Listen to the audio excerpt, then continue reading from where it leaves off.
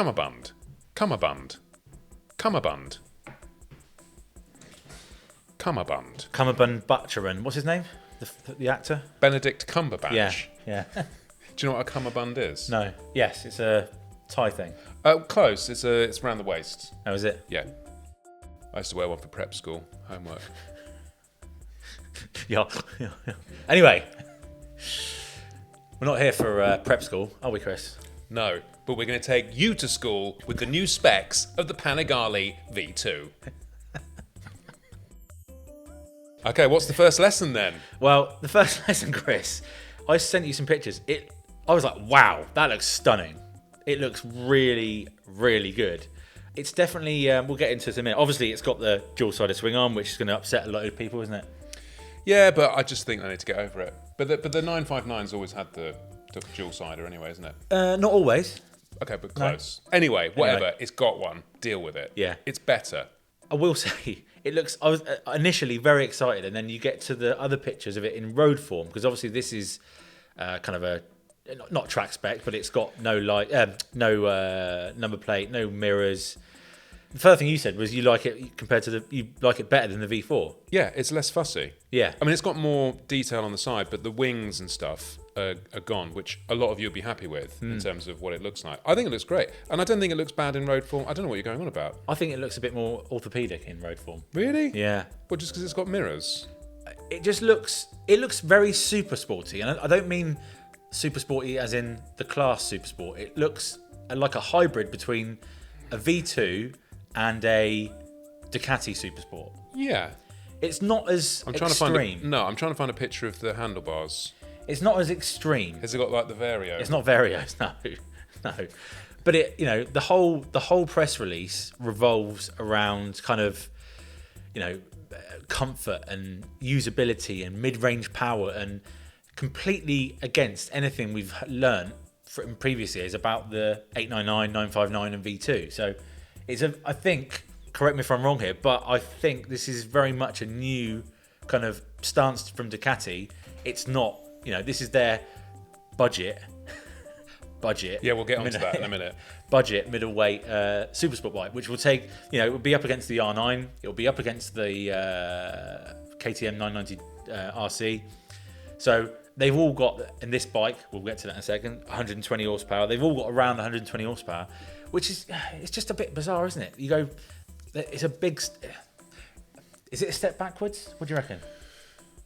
First of all, I think it looks really nice, and I think it looks great on with the mirrors and stuff. I'm not quite with you there. I think it looks really nice. I think it looks classy. It looks nice, but do you know what I mean? That impact, the first pictures you see without the road stuff on, you go, oh my god, that is.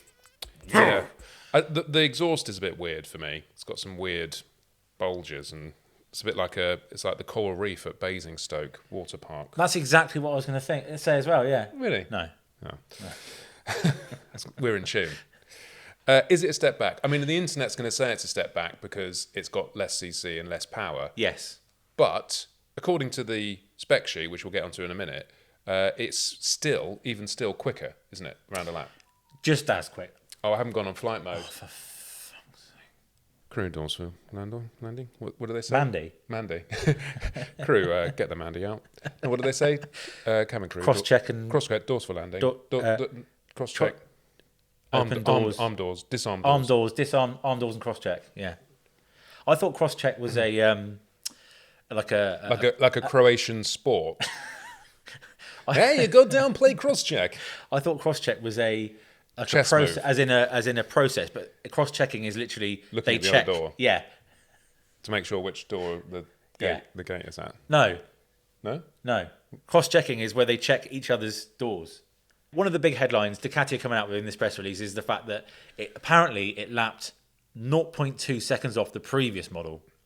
Ram Valley Lunga. With, it's essentially 35, 40 horsepower less.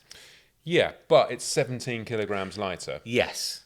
And this is kind of a big thing, isn't it? It's all about how much lighter it is, and because power to weight, that's what everyone goes on about. Yeah. Especially in the car world. Well, it is. It's 17 kilos is a hell of a lot. 176 kilograms ready to go curb weight. So, It's Really? yeah, That is with in road form in road form. with a full tank of fuel. Not a full tank. No, it's curb weight. So curb weight is basically with all the fluids in, but not with a full tank. How much in the tank? I don't know. Well, it makes a big difference because it's like a kilo. Yeah, but What is the tank? none of the manufacturers brim their tanks with fuel and go, Woo! No, but there must be in order to qualify for statistics, there must be a minimum yes, literage. yeah. Let's just say a litre in it. Okay. But a lot of that weight is from the motor itself, though, isn't it? Yes. So this is the 890cc now, which is down in cc's from, what was it? Well, 955. 955, yeah. 955? Yes. 120 British horsepowers. Yes. And the engine weighs just 54 kilos. Yes, kilograms. which is roughly about 10 kilos less than the previous engine. So there's 7 kilos lost elsewhere on the bike. It's just a bit bizarre, isn't it? Because it was only like, a month or two ago that Ducati launched the final edition of the Panigale V2. Yeah, that stings a bit. I honestly thought there'd be a new model name or a new, But again, from their side, this is nothing like the previous Panigale. I can tell you now, this isn't. I haven't ridden it, but just reading through the specs and looking at the bike, this isn't. An out and out super sport racer. There's lots more road bias have gone into this. Yeah, I mean, I think it's a little bit cheeky to sell a load of final edition Panigale V2s and then come out with a Panigale V2. Well, no, I mean, I know Ducati love a special edition, don't they? Yes. So that's why they're trying to get rid of it. But to me, it seems more like a racier Supersport, and they should have updated the Supersport and called it the Panigale Supersport. Yeah. Because if that's what it's going to be competing in anyway. Yeah. Yeah. No. Yeah. So it You've should put some real thought into this, haven't you? Well, it's just logical, Quick maths, brain, just intelligent thought process. Yeah. So this is a completely new bike. Only the name remains. So there's a hell of a lot of going into this. And while we're talking about the engine, there's no Desmo. When we mentioned this on the news last week, which is again another not shocking, but it's quite a revelation, isn't it? It's not all about top end, obviously, and they've got IVT, intravenous testosterone, IVT, variable valve timing. So obviously you can't have variable valve timing with the current Desmo setup. So they've gone to a bit more of a conventional valve setup. So yes, it's going to be very interesting. Do you think on the valve timing then, because they've had to go smaller to 890, they can now play with that in a race form? They've just won the World Supersport Championship twice in a row. They won the British Supersport Championship previous season. There has to be some sort of racing thought gone into this. There's no doubt about it. So they might have gone, well, why are we making a bike? Why are we selling a bike that can race in Supersport, but the V2 has to be so detuned from standard against the other bikes? Mm-hmm. What's the point of detuning? And they've got all that weight to carry them, haven't they? So they've gone kind of fresh start, blank paper, blank canvas, and went, well, let's make a bike that's similar power to the others. But yeah, going back to your question about the variable valve timing, of course there's racing into this, but again, I'll just say it again. They keep talking about comfort and ergonomics and usability and road prowess rather than an out race bike. So that, I think, is the reason why they've gone variable valve timing. Service intervals as well, potentially. Potentially, yeah. There's no mention of that on the press release, but I mean, I don't know what variable valve timing does to a service interval. The bit that sparks my eye sockets is 70% of the torque is delivered at 3,000 RPM. Yeah, that is nice. That's very nice. And do you remember when we rode the previous V2 and the V4 through the twisty streets of the mountains of Italy? Yeah. Like that, the older V2 would still get the jump on the bigger V4 out of the tighter corners, and I can only imagine that is added to it. Definitely. Oh, so yeah. It is. It's going to be very, very interesting to ride that bike. I'm really looking forward to it. I mean, it does look quite small So the ergonomic triangle and the contact surfaces with the rider have been designed to combine support, comfort, and versatility to make the new Panigale V2 enjoyable to ride on the road, effective and rewarding between the curbs, while always maintaining physical effort limited. Basically, it's a lot comfier. That's my take on it. And the seat height is 837 mil. It's not as you can tell now. It's not as extreme. It's not jumping on the previous bike. I can tell you that now. It's the bars look higher. It's a bit more relaxed. So time will tell. I mean, it should be great. I mean, we for that twisty stuff, we kind of both preferred the ride of the V2 over the V4. Yeah. So this should be even better. Now it's even lighter. Very good. So we've got a standard model and an S model. Yes. So the difference basically between the two bikes is the base model has Marzocchi forks and KYB shock, whereas the S comes with Öhlins front and rear. So you get NX30s and TTX shock, and you get a lithium-ion battery. So those are the they are the main differences. So yeah. Brakes. What have we got on brakes? That looks like an M50. Yeah, M50s. Yeah. Which is it's a good caliper. I mean, it's been Very around good. since the 1900s. But Yeah. What was invented first, the M50 or the wheel? Or the egg, the chicken. No, that's harsh. They're going to be perfectly okay, aren't they? They're a brilliant caliper. Yeah. I mean, a lot of the modern caliper technology is about fade stuff rather than power. So Yes. I mean, and when was the last time you jumped on a Ducati and went, God, I could do more braking power? Yeah. Very, very, very Yeah. long time ago. In fact, it was when I went on the gravel on that bike at, where was it? Not Ballaloonga. Aragon. Yeah. And you just beached it. You just left it there. Well, it stood up. It didn't fall. It was just there. Oh my God.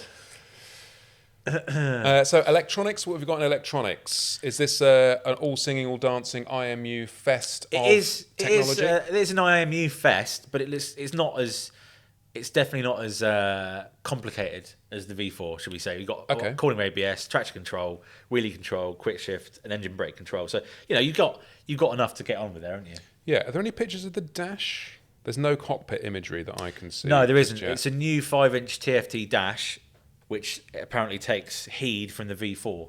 So, Okay. What is the difference in price then between the S and the standard? So I was initially very surprised by this. So In fact, how much is the bike? Is it? the V2 is 14,995. The V2S is 16,995.